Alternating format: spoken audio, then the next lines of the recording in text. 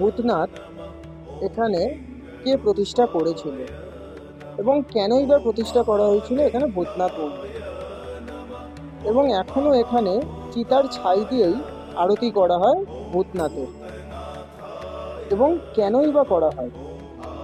এছাড়াও মোটা বাবা বা বুড়ো শিব, কেন তাকে শিকল দিয়ে এখনো বেঁধে রাখতে হয়, কেন সে তার নিজের স্থান ছেড়ে অন্য স্থানে চলে যায়, এবং শিবের জটায়, এখানে যে বটগাছ আছে শিবের জটা, কেন সেই জটাতে কোনো কিছু মনস্কামনা করলে সত্যি কি তা পূরণ হয়।